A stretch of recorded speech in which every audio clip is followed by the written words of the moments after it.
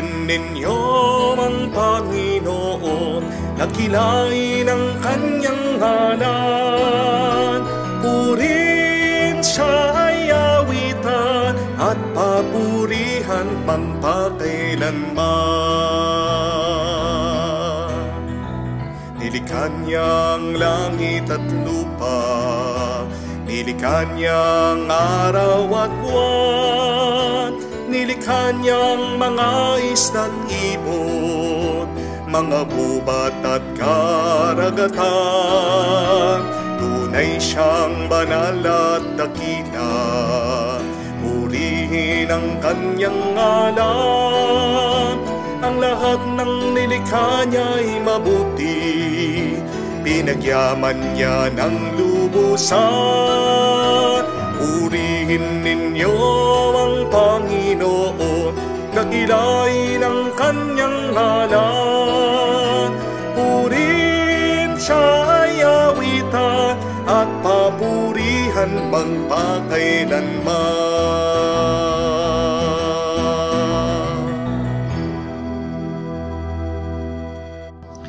Sa ngalan ng Ama, ng Anak, at ng Espiritu Santo. Amen. Sumainyo ang Panginoon. At sumainyo rin.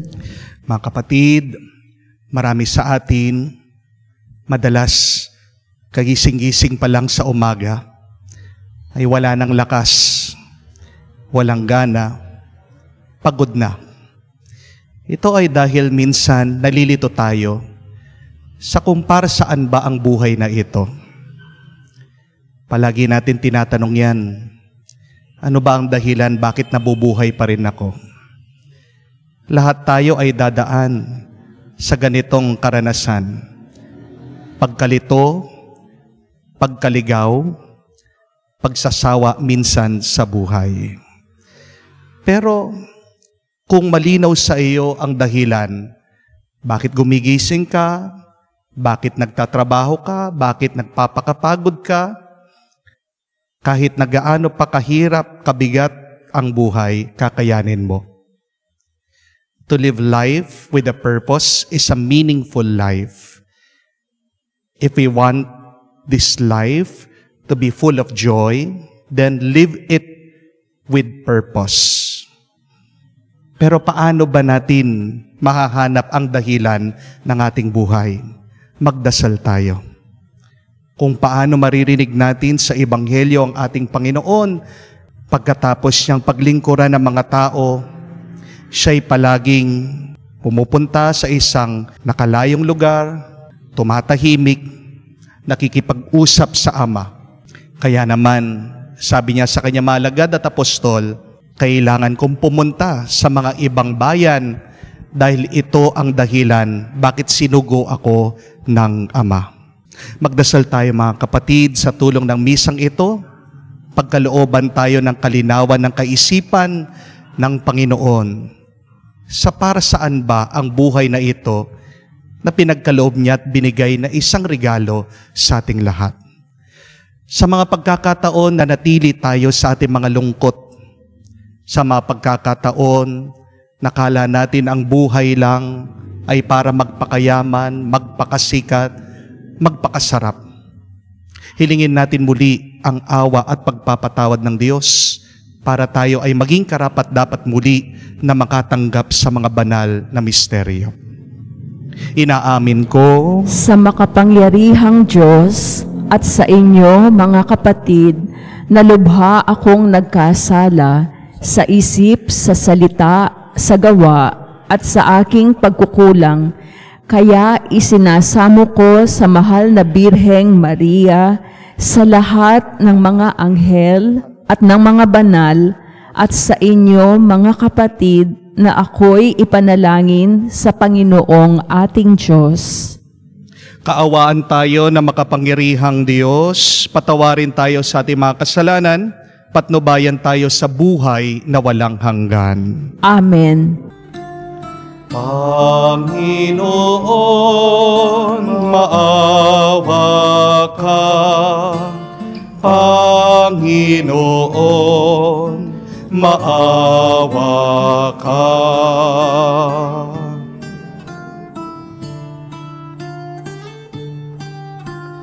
Kristo, maawa ka. Kristo, maawa ka sa amin. Panginoon, maawa ka.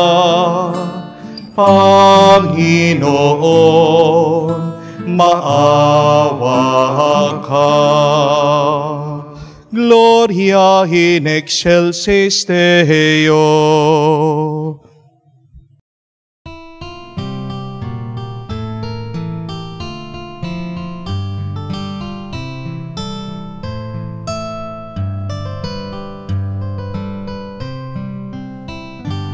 Luwalhati sa Diyos sa kaitaasan, kaloob sa lupa ay kapayapaan. Pinupuri ka at ipinandarangal, sinasamba ka dahil sa dakila mong kalwalhatian. Panginoon naming Diyos, Hari ng langit, Amang makapangyarihan, Panginoong Jesucristo, buktong na anak ng Diyos, Kordero ng Ama. Ikaw na nag-aalis ng mga kasalanan ng sanlibutan.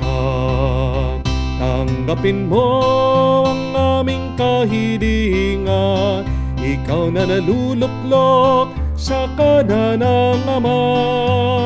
Maawa ka sa amin, ikaw lamang ang banal, Panginoong Jesucristo, kasama ng Espiritu, sa luwalhati ng Ama. Amen, amen, amen, amen. Manalangin tayo. Ama naming makapangyarihan, lagi mong lingapin at patnubayan kaming mga kabilang sa iyong angkan. Sa tanging pag-asa naming ikaw ang nagbibigay, kami tangkilikin mo at laging subaybayan. Sa pamamagitan ni Jesucristo kasama ng Espiritu Santo, magpa sa walang hanggan. Amen.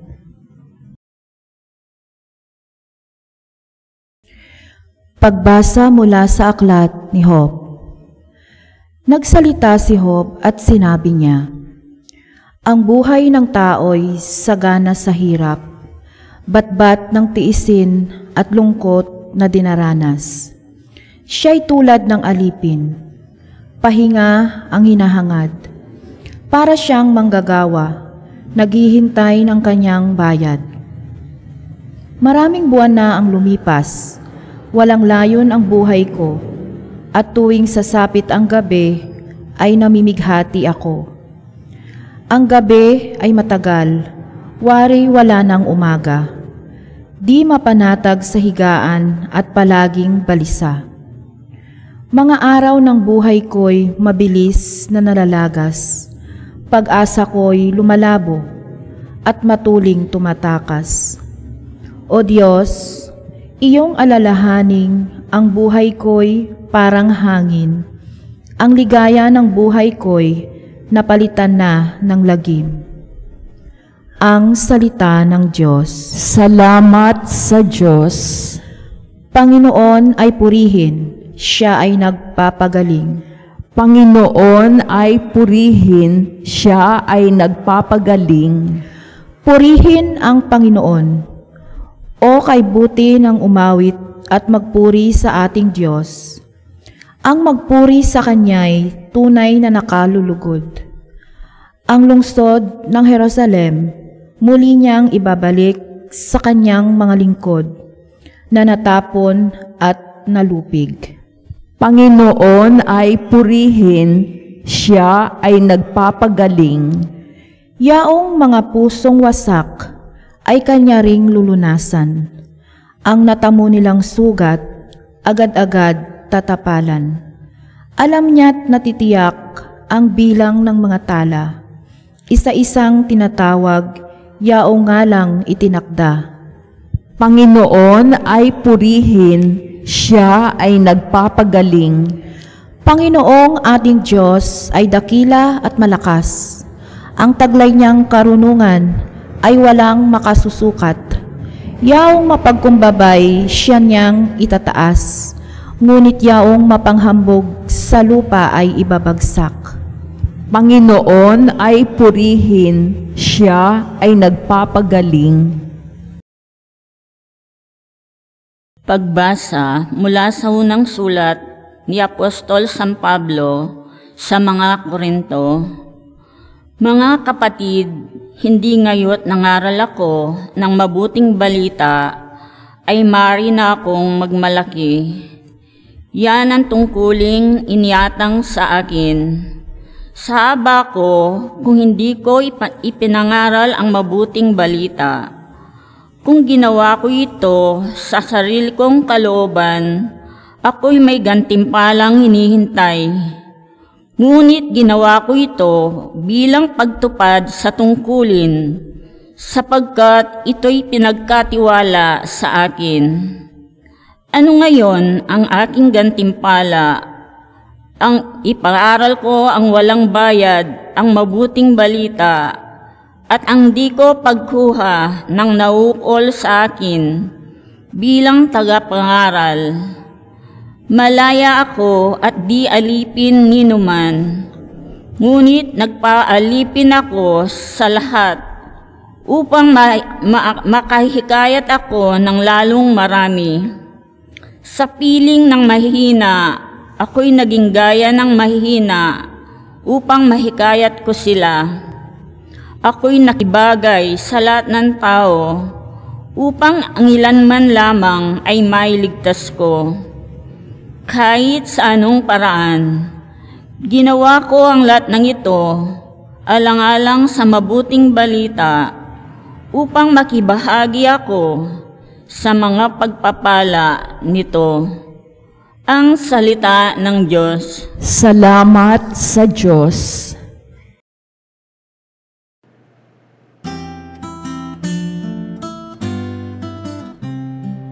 Alleluia, alleluia, alleluia, alleluia, alleluia, alleluia, alleluia, alleluia, alleluia, alleluia, alleluia, alleluia. Inako ni Hesukristo ang sakit ng mga tao upang matubos niya tayo. Alleluia, alleluia. Sumainyo ang Panginoon. At sumainyo rin. Ang mabuting balita ng Panginoon ayon kay San Marcos. Papuri sa iyo, Panginoon. Nung panong iyon, mula sa sinagoga, si Jesus ay nagtuloy sa bahay ni na Andres at Simon. Kasama niya sina Santiago at Juan. Nararatay noon ang biyenan ni Simon Pedro dahil sa matinding lagnat. At ito'y agad nilang sinabi kay Jesus. Nilapitan ni Jesus ang babae, hinawakan sa kamay, at ibinangon. Noon din, inibsan ito ng lagnat at naglingkod sa kanila.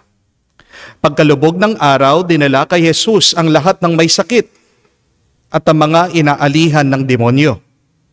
At nagkatipon ang buong bayan sa may pintuan ng bahay. Pinagaling niya ang maraming may sakit, anuman ang kanilang karamdaman, at nagpalayas siya ng mga demonyo. Hindi niya hinayaang magsalita ang mga ito sapagkat alam nila kung sino siya.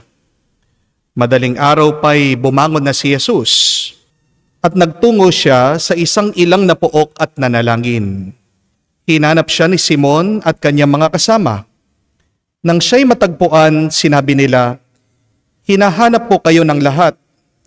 Ngunit sinabi ni Jesus, kailangan pumunta rin naman tayo sa mga kalapit bayan upang makapangaral ako roon. Ito ang dahilan ng pag-alis ko sa Capernaum. At nilibot niya ang buong Galilea, na nangaral sa mga sinagoga, nagpapalayas ng mga demonyo. Mga kapatid, ang mabuting balita ng Panginoon.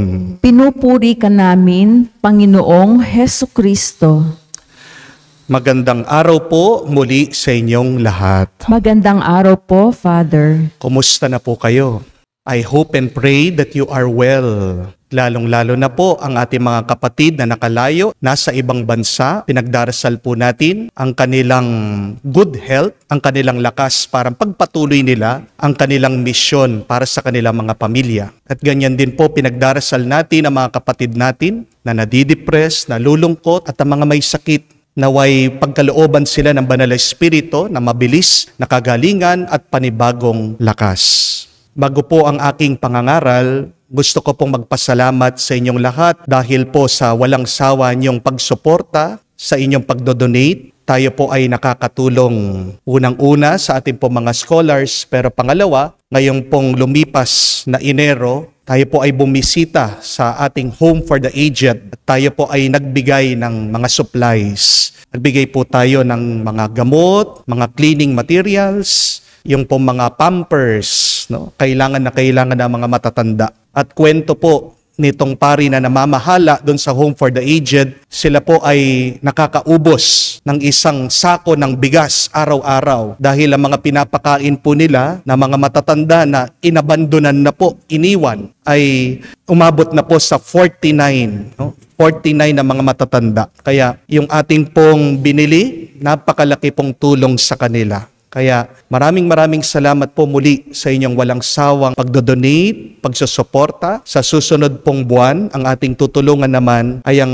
mga bata na may kapansanan, ang mga bata doon po sa orphanage. And I pray that God bless you more so that you can serve more, give more. Amen? Sabi po nila, may dalawa daw pong mahalagang araw sa ating buhay. What are these two important days in our life? The first one is the day when you were born. And the second day is the day when you discover why. Mahalaga po ang ating birthday. Pinagse-celebrate po natin yan. Di po ba? Pinapasalamatan natin sa Diyos ang araw na kung saan tayo ay isinilang at binigyan niya ng buhay. Pero may pangalawang mahalagang araw. It is our birth. Why?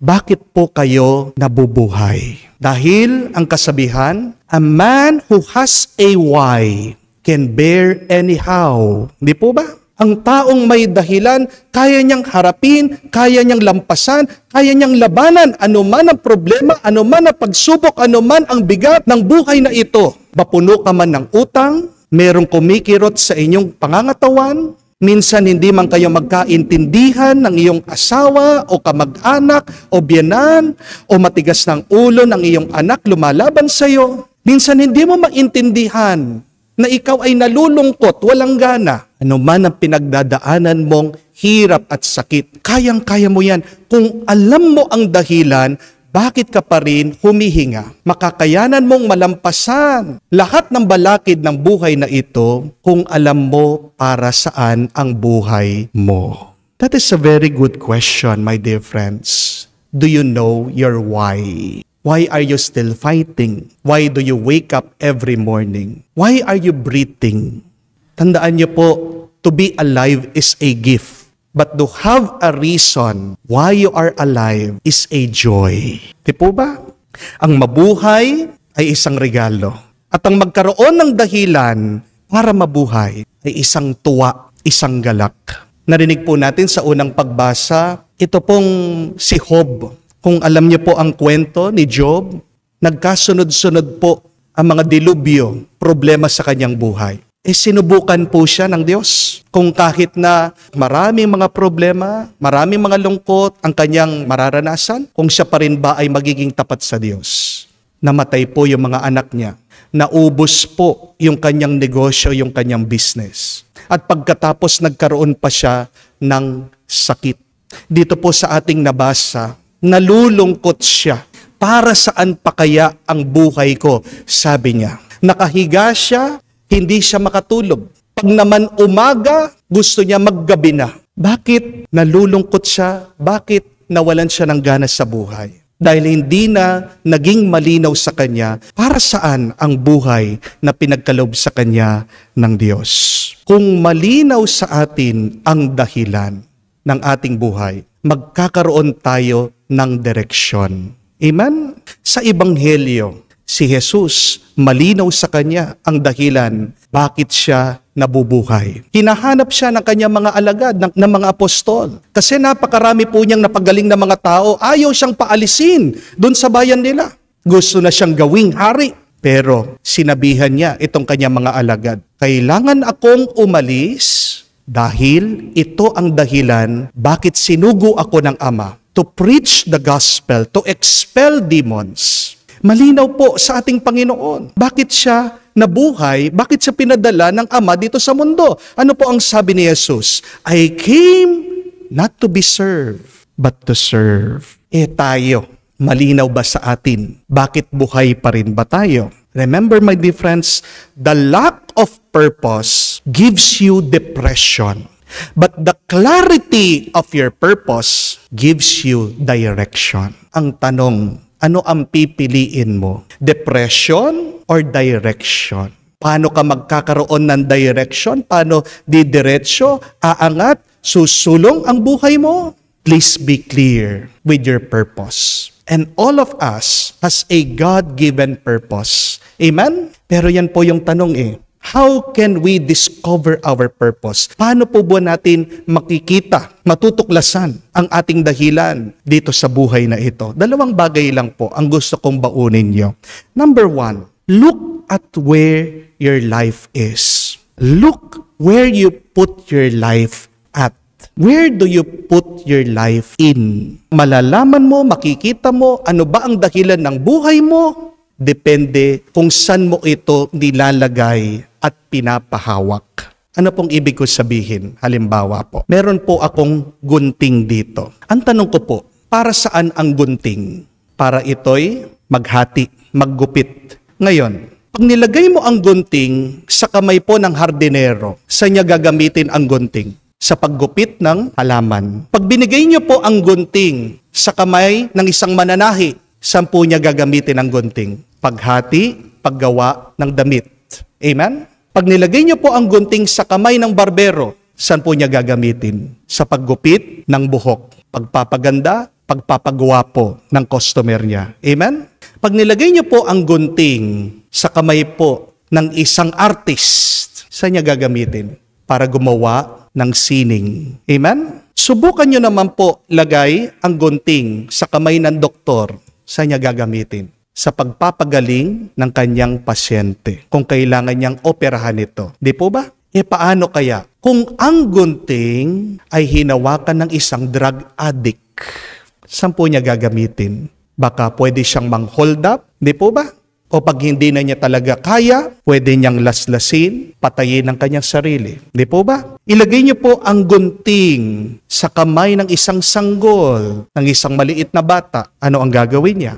Masusugat siya. Di niyo po ba napansin, mga kapatid? Ang gunting, panggupit, panghati. Pero nag-iiba ng gamit ito, depende dun sa humahawak. Mga kapatid, tayong lahat ay may buhay na galing sa Diyos. Pero nagdidepende kung ano ba ang dahilan ng buhay na ito kung saan mo pinapahawak. Kaya nga po, napakahalaga na kailangan natin tandaan, ipahawak mo ang buhay mo sa Diyos. Amen? So that you can create good, beautiful, and miraculous things in your life. Marami po sa inyo nagtatanong, bakit kaya napakapangit ng buhay ko? Bakit kaya napakabigat ng aking buhay? Bakit kaya puno ako ng lungkot? Tanong mo, pinapahawak mo ba ang buhay mo sa Diyos? Dahil kung hawak ng Diyos ang buhay mo, makikita mo kahit na mayroong mga pagsubok, pagkatapos ng mga pagsubok, Merong lilitaw dyan, meron kang makikita, nakakamangha, mabuti, makakapagpasaya sa iba at sa iyo. Hindi po ba? Balikan niyo po itong ating kwento, napakaganda. Hindi ko po alam kung napansin niyo itong detalyeng ito. May lagnat ang biyanan ni Simon Pedro. Ano ang ginawa ni Jesus? Hinawakan niya ang kanyang kamay. At pagkahawak sa kanya, bigla siyang gumaling, nawala yung kanyang lagnat. At nung nagkaroon siya ng panibagong lakas at buhay, ano daw ang ginawa ng biyanan ni Simon Pedro? She started to serve the Lord. See? Nung hinawakan ni Jesus ang buhay ng taong may sakit, gumaling siya, bumalik ang kanyang lakas, nagkaroon siya ng dahilan para mabuhay muli. Wag na wag niyo pong gagawin ito, mga kapatid. Do not allow other people to control you. Do not put your life at the hands of other people. Wag kang magpapagamit sa ibang tao. Kaya tayo ay naliligaw dahil hinahayaan mo ang iba silang humawak sa iyo. Minsan may mga iba na didepress, sinisingil sa utang, pinahawak mo na ang iyong isip sa kanila. Amen? Huwag mong ipapahawak ang buhay mo sa mga naninira sa iyo. Hayaan mo sila. Kahit na kailangan mo ang pera, pero kung pinapatay ka na ng boss mo, umalis ka na dyan. Amen? Kung pasaway ang asawa mo, huwag mong ipapahawak ang tuwa mo dahil sa kanyang pagkakasala. Ang kasalanan niya, kailangan niyang bayaran. Hindi mo kailangan magpaka-depress, maging malungkot dahil sa pagkakasala ng iyong asawa. If you want to know your true purpose, then put your life at the hands of God. Amen? And God's hand will guide you. God will give you new strength, and God will give you life and eternal life for the next. Amen? Pangalawa, to know our true purpose, you should know what are you willing to sacrifice your life for. Ang tunay na dahilan ng ating buhay makikita mo dun sa saan ko ba gustong ialay ang aking sarili. Alam niyo po mga kapatid, the purpose of our life is not only happiness. It is good to be happy. Pero tandaan niyo po, happiness comes and go.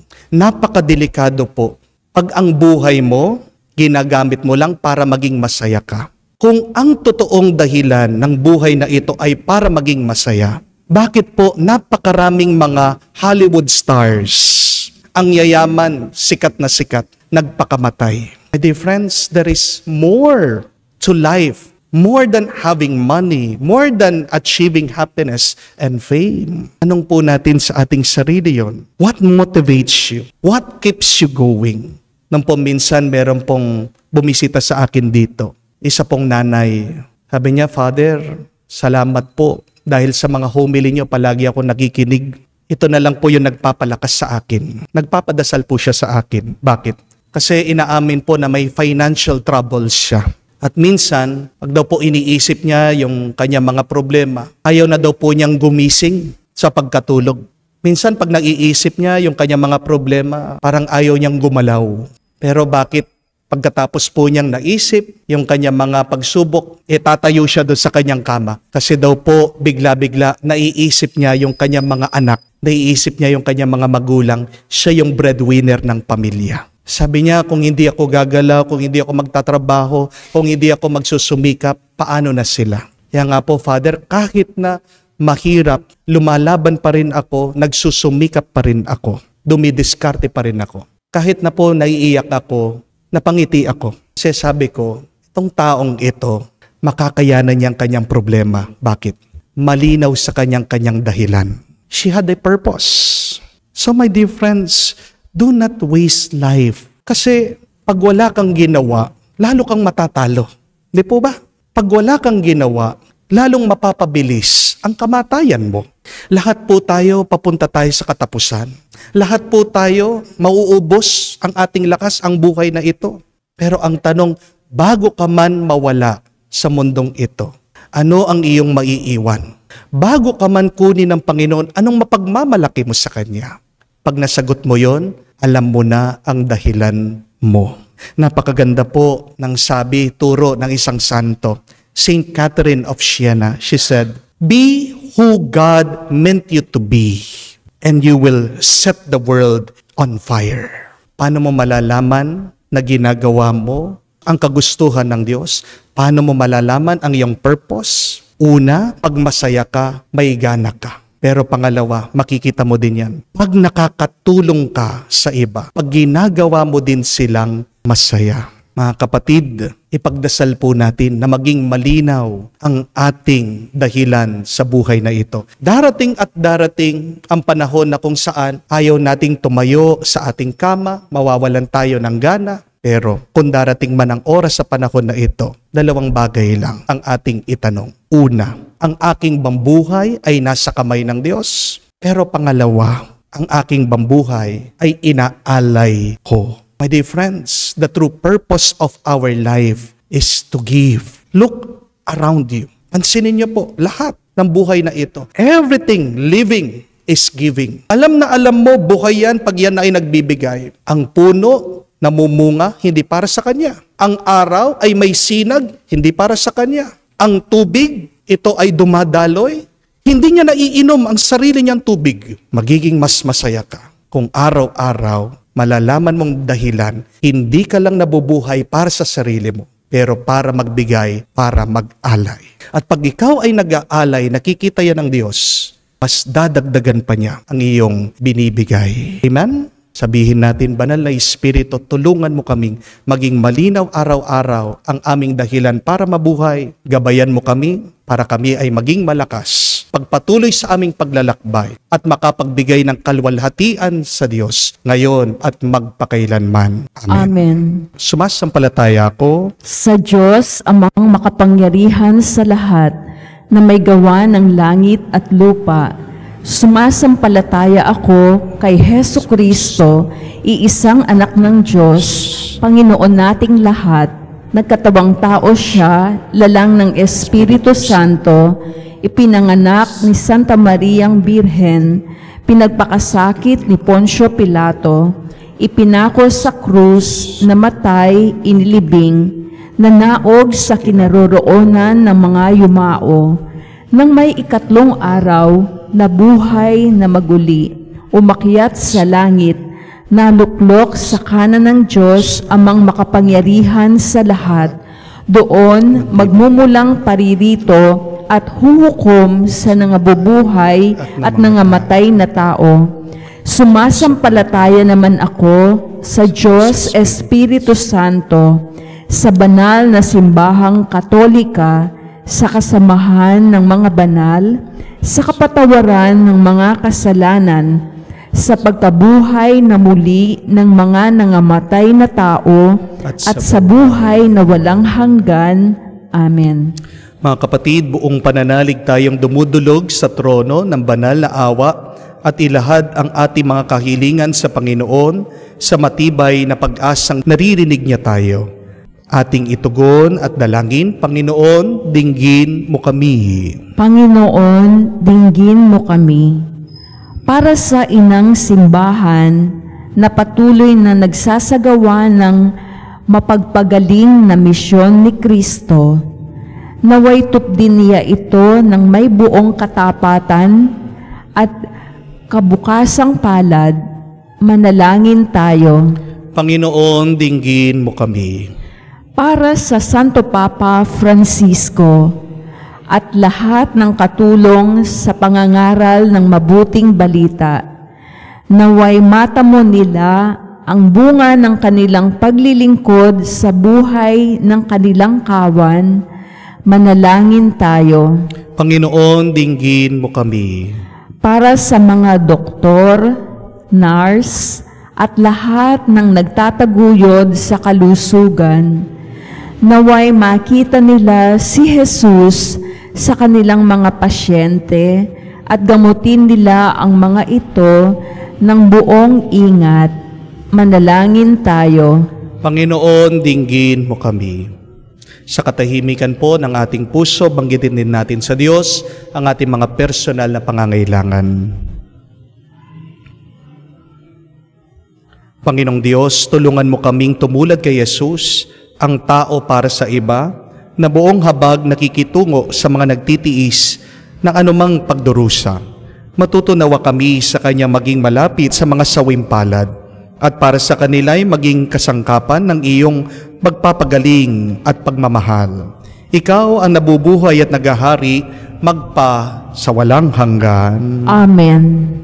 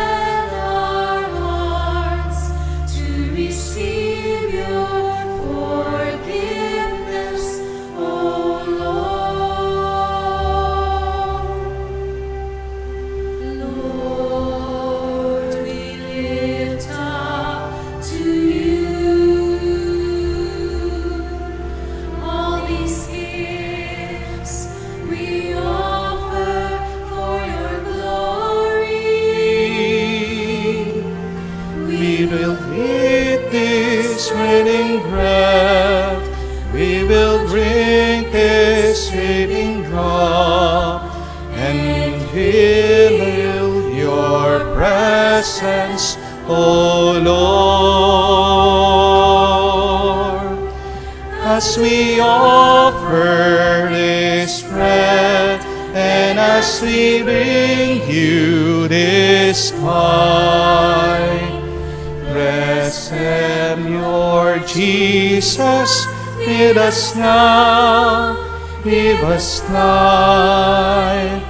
Send us your Spirit, the source of our life, and together we will serve you with love. Manalangin kayo mga kapatid para ang ating mga paghahain ay kalugdan ng Diyos amang makapangyarihan. Tanggapin nawa ng Panginoon itong paghahain sa iyong mga kamay, sa kapurihan niya at karangalan, sa ating kapakinabangan at sa buong sambayanan niyang banal. Ama naming lumikha, ang pagkain, inumin, naririto ay iyong ginawa upang mapalakas kaming mga nanghihina. Ipagkaloob mong ito aming mapagsaluhan bilang pakikinabang sa buhay mong magpakailanman. Sa pamamagitan ni Jesucristo kasama ng Espiritu Santo, magpa sa walang hanggan. Amen. Sumainyo ang Panginoon. At sumainyo rin. Itaas sa Diyos sa inyong mga puso at diwa. Itinaas na namin sa Panginoon. Pasalamatan natin ang Panginoong ating Diyos. Marapat na siya ay pasalamatan. Ama naming makapangyarihan, tunay nga marapat na ikaw ang aming pasalamatan. Nasa iyo ang aming buhay, pagkilos at pag-iral. Sa pamumuhay namin araw-araw, tinatamasa namin ang iyong pagmamahal sa pag-ibig mong pinunla sa sangkatauhan. Ang Espiritu Santo'y unang aming bigay ng anak mong naglagak sa aming katiyakan, nakalaang mabuhay kami sa piling mo kailanman. Kaya kaisa na mga anghel na nagsisiawit ng papuri sa iyo, nang walang humpay sa kalangitan, kami nagbubunyi sa iyong kadakilaan.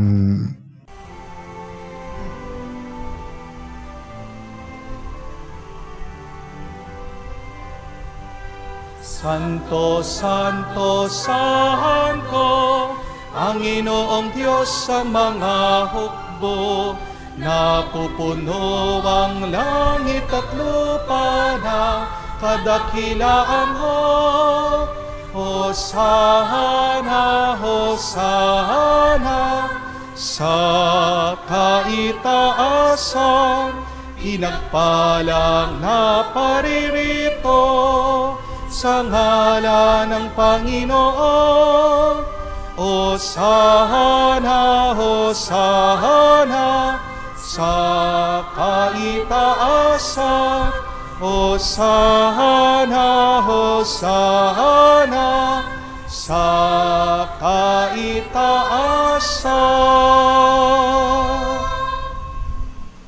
Ama naming banal, ikaw ang bukal ng tanang kabanalan. Kaya't sa pamamagitan ng iyong Espiritu, gawin mong banal ang mga kaloob na ito upang para sa amin maging katawan at dugo ng aming Panginoong Hesukristo. Bago niya pinagtiis ang kusang loob na maging handog, hinawakan niyang tinapay, pinasalamatan kanya, pinaghati-hati niya iyon, inabot sa kanya malagad at sinabi, tanggapin ninyong lahat ito at kanin. Itong aking katawan na ihahandog para sa inyo.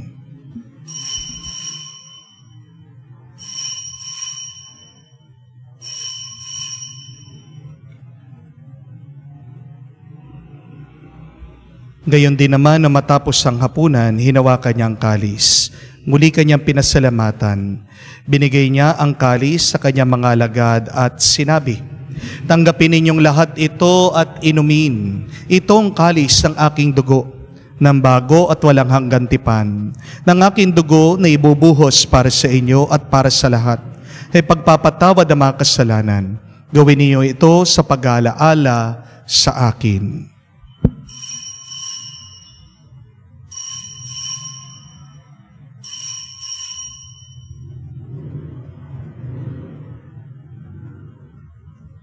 Ang misteryo ng pananampalataya. Amin ibinahayag na namatay ang iyong anak, nabuhay bilang Mesiyas at magbabalik sa wakas para mahayag sa lahat. Ama, ginagawa namin ngayon ang pag-alaala sa pagkamatay at muling pagkabuhay ng iyong anak. Kaya tinialay namin sa iyong tinapay na nagbibigay buhay at ang kalis na nagkakaloob ng kaligtasan.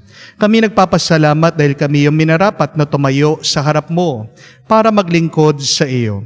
Sinasamo namin kami magsalo-salo sa katawan at dugo ni Kristo ay mabuklod sa pagkakaisa sa pamamagitan ng Espiritu Santo. Ama, lingapin mong iyong simbahan, laganap sa buong daigdig.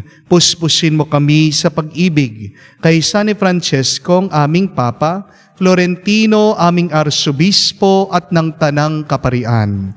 Alalahanin mo rin ang aming mga kapatid na nahihimlay, may pag-asang muling mabubuhay. Gayon din lahat ng mga pumanaw. Kaawaan mo sila't patuloyin sa iyong kaliwanagan. Kaawaan mo at pagindapatin kaming lahat, makasalo sa buhay na walang wakas. Kaysa na mahal na Birhen Maria, Ina ng Diyos, kaysa na mga apostol at lahat ng mga banal na namuhay dito sa daigdig na kalugod-lugod sa iyo, may pagdiwang nawa namin ang pagpupuri sa kararangal mo sa pamamagitan ng iyong anak aming Panginoong Hesukristo. Sa pamamagitan ni Kristo, kasama niya at sa Kanya, ang lahat ng parangal at papuri ay sa iyo, Diyos Ama, makapangyarihan, kasama ng Espiritu Santo, magpasawalang hanggan. Amen, Amen, Amen. Sa nakakagaling na utos, tayo ngayon ay magdasal sa panalangin tinuro sa atin ng Panginoong Hesukristo.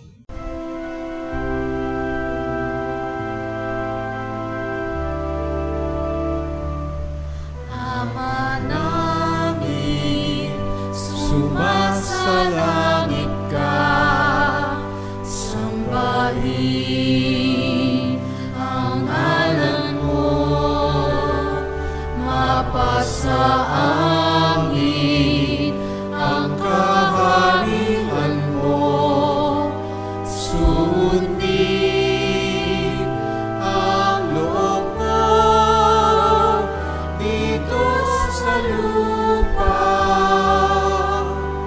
para nang sa langit.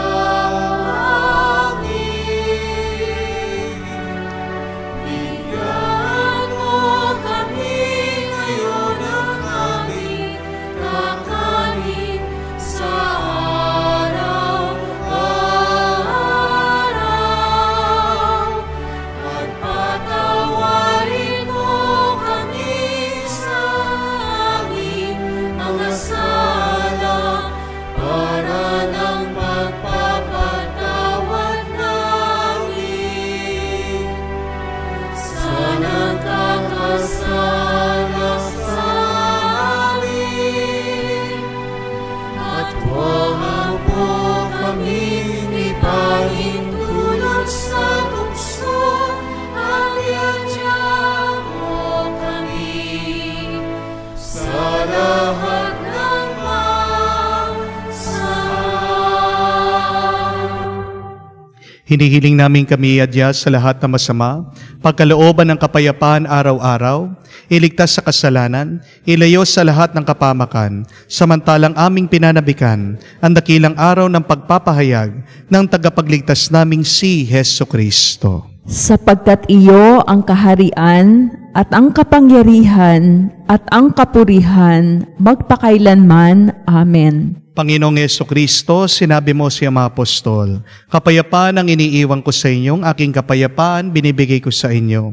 Tunghayan mo ang aming pananampalataya, huwag ang aming pagkakasala. Pagkalooban mo kami ng kapayapaan at pagkakaisa, ayon sa iyong kalooban, kasama ng Espiritu Santo, magpa sa walang hanggan. Amen. Kapayapaan ng Panginoon ay laging sumainyo. At sumainyo rin. Magbigayan po tayo ng kapayapaan sa bawat isa. Peace be with you po. Kapayapaan po sa inyong lahat.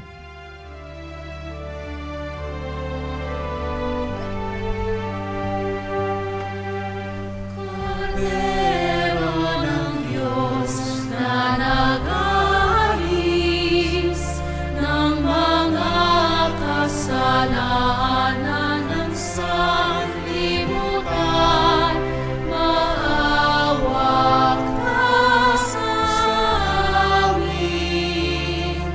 Maawa ka sa amin. Kordero ng Diyos na nag-aalis ng mga kasalanan ng sanlibutan, maawa ka sa amin. Maawa ka sa amin. Kordero ng Diyos na nag-aalis ng mga kasalanan ng sanlibutan, ipagkaloob mo sa amin ang kapayapaan.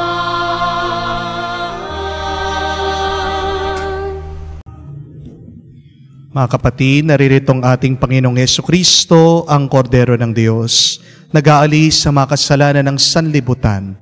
Mapalad tayong lumalapit sa piging ng Kordero. Panginoon, hindi ako karapat-dapat na magpatuloy sa iyo, ngunit sa isang salita mo lamang ay gagaling na ako.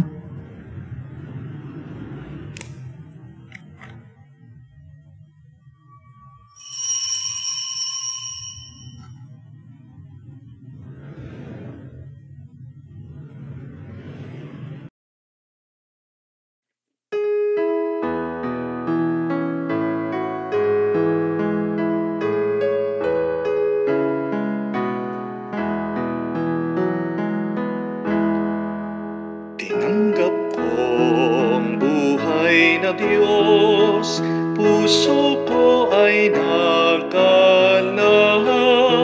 Tinanggap ko ang buhay na Diyos, puso ko ay natuwa. Tinapay siya ng buhay, hinati at binigay para mangbigay buhay.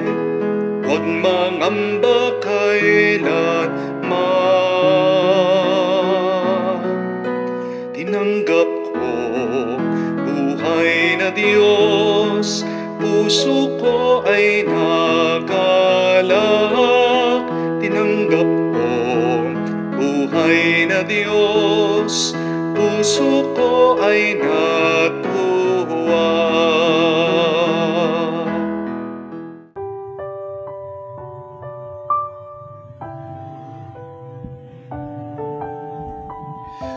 Tayo po ngayon ay lumuhod para sa panalangin para sa mga kapatid nating may sakit.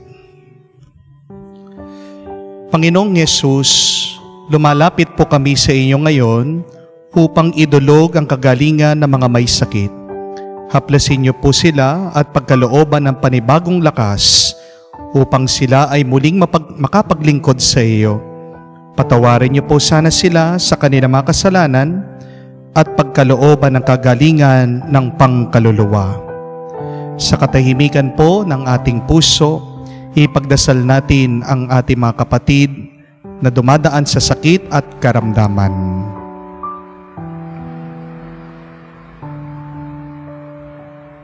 Hinihiling namin ito sa ngalan ni Kristo, aming Panginoon. Amen.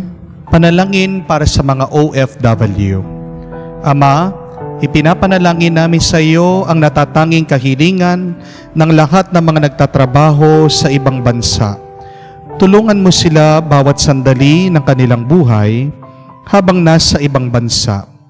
Palakasin mo sila kapag pinaghihinaan na sila ng kalooban. Pagalingin mo sila tuwing nagkakasakit. Aluin mo sila kapag nalulungkot sila. Ilayo mo sila sa anumang masama at kapahamakan upang magpatuloy sila lagi sa kanilang buhay. Mapahalagan nawa ng kanilang pamilya ang bawat sakripisyo nila sa ibang bansa upang huwag masayang ang kanilang pagpapagal. Kaawaan at pagkalooban mo ng biyaya ang lahat ng mga OFW dahil sa iyo lamang aasa at wala ng iba. Ang lahat ng ito ay aming sama-samang panalangin sa ngalan ni Kristo, aming Panginoon. Amen. Banal na muka ni Jesus, kaawaan mo kami. Tumayo po tayo. Manalangin tayo. Ama naming mapagmahal, sa pagkait inuming pagkakaisa ang binibigay, kami niloob mong makapakinabang. Kaysa ni Kristo kami naway makapamuhay upang makapamungang may kagalakan para sa kapakanan ng aming kapwa-tao sa sanlibutan. Sa pamamagitan niya kasama ng Espiritu Santo, magpa sa walang hanggan. Amen. Ano po ang linya ng mga nagsusuicide o nagpapakamatay? Walang dahilan ang mabuhay. Life is meaningless. Walang dahilan ang buhay ko. Walang kwenta ang buhay ko. Hindi po ba? Pero ang tanong, kailan po kayo masayang masaya? Oo, masaya ka pag may pera ka. Hindi po ba? Pero sandali lang yon. Pag nasanay ka ng may pera ka, minsan hindi mo man pinapansin. Meron pang ibang nagbibigay ng galak sa ating puso. Ayong alam mo para saan ang buhay mo. Ayong nalaman mo na ang buhay mo ay isang tulong sa iba. Di po ba? Pansinin niyo po, pag pinapakain mo yung mga anak mo, kahit na pinapanood mo lang sila, parang ikaw nabubusog ka na rin. Pag nakikita mo na mayroong kang tinulungan at napapansin mo yung ngiti ng mga taong iyong tinulungan, aba, parang ikaw nagkakaroon ka ng kapayapaan na pupuno ng tuwa ang iyong puso. Ang tunay na dahilan ng ating buhay ay malalaman lang natin kung ipapahawak natin ito sa Diyos. At pag tayo ay hinawakan ng Diyos, gagamitin niya tayo bilang tulong sa iba. Kung tayo pa rin ay nalilito, naliligaw, isang magandang dasal, paulit-ulit mong sabihin, "Speak, Lord, your servant is listening." Mangusap ka, magsalita ka, Panginoon, nakikinig ako. At anuman ang ipakita, sabihin ng Diyos, huwag kang mag-atubili, huwag kang matakot, sumunod ka. Dahil pag sumusunod ka sa kagustuhan ng Diyos, pupunuin ka niya, papalakasin ka niya, tutulungan ka niya, at yan ay ang daan ng tunay na kapayapaan sa buhay na ito papunta sa susunod na kasama siya. Sumainyo ang Panginoon At sumainyo rin. at pagpalain kayo ng Diyos sa makapangyarihan sa ngalan ng Ama, ng Anak, ng Espiritu Santo. Amen. Ang ating misa ay natapos na. Humayo kayo sa kapayapaan ni Kristo. Salamat sa Diyos.